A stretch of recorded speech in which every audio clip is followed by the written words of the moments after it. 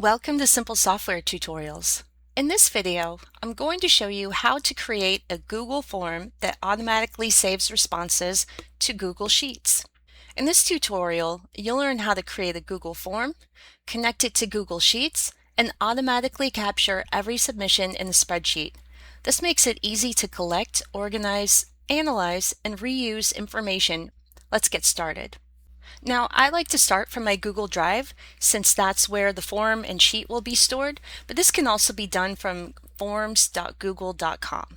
But starting from your Google Drive, you'll want to click on New and then hover over Forms. Then you can choose to make a blank form, a blank quiz, or you can create from a template. So I'm going to click on From a Template so I don't have to do as much. From the template gallery, you can see a lot of different templates for various different forms. So scroll through and you can find whatever is going to work best for you. For this example, I'll use the t-shirt sign-up form. So to use that, I'll just click on that. This will open up the form, so you can go through here and edit this. Now, one thing you might want to do early on is you can change the name of this form up here. That will change it in your files. And note that when you create the Google Sheet to collect these answers on, it will automatically use that same title. So if this doesn't make sense for that Google Sheet, you can change it up here. And if you want to change it on the form, you can do so right here. Now, you have a lot of options for editing and adding questions. So if you want to change anything, like maybe you want to offer more shirt sizes, you can click here. You can change the question type from any of these types. You can add another option. So if I wanted to add 2XL, I can do that right here. If you want to add a new section, you can click this plus sign and it will add another question right below it. Or if you need to delete that, you can click on delete, or you can duplicate it. I'm just going to delete this one because I don't need it. You can also customize your form, such as colors, header image, or font. You can click on the customize theme icon to change the text style, the header, color, or background. You can even add an image if you want an image in the header here. And you can change the colors too. Once you're done customizing your form, the next thing we'll want to do is link your form to Google Sheets. To do that, click the Responses tab at the top center of the page. Then click Link to Sheets. You can choose Create a New Spreadsheet, or you can choose an existing spreadsheet. I'm going to have it create a new spreadsheet, and click Create. A new spreadsheet will open up in a new tab already formatted with column headers matching your questions. Now returning to your form, next thing you might want to do is to turn on email notifications. That way you'll receive an email alert every time someone submits your form. To do that, click on the Responses tab, then click on the three dots on the right, and then click Get Email Notifications for new responses. Next, it's a good idea to review the settings. To do that, click on the Settings tab. There are several options here, such as the ability to make this a quiz. If you toggle that over, you have different quiz options here. You can choose when and how to release quiz grades. You can manage settings for missed questions, answers, and point values. And you can set a default question point value. There are also responses settings. This lets you manage how responses are collected and protected.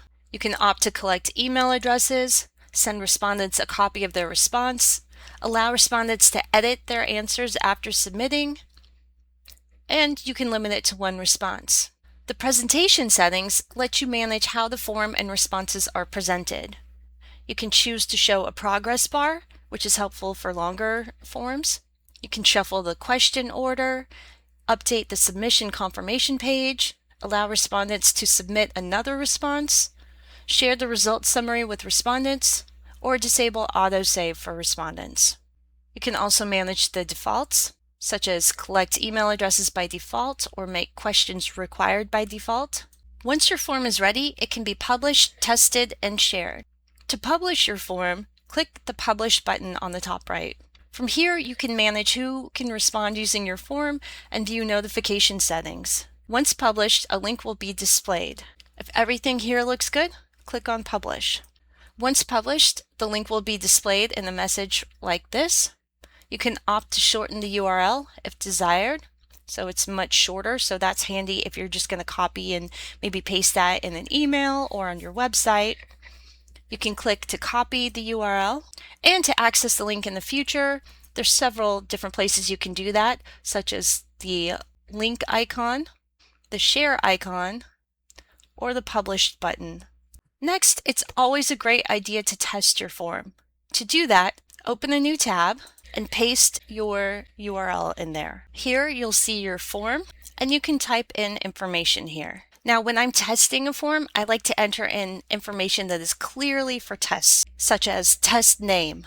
Once you've entered some information in here, you can go ahead and submit a test submission. And you can see what the experience is like for those who are filling out your form.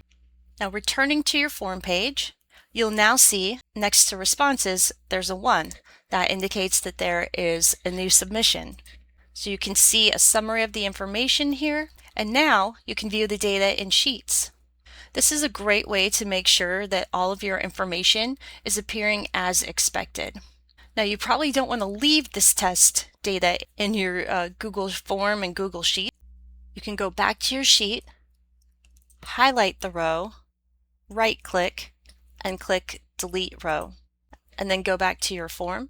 And from here, you'll see there's a response. Click on the 3 dots here and click Delete All Responses. Click OK. And the test response data will be removed from your Responses tab, and it's also gone from your sheet. Now that you've tested it, you can go ahead and share it by clicking on one of those options up here to copy the link. You can shorten it if you want. Click on the Share button. This will allow you to share it by email, or click on the Publish tab, and that also gives you the link. I hope this was helpful. Subscribe for more tutorials and visit simplesoftwaretutorials.com for step-by-step guides and free resources. Thanks for watching!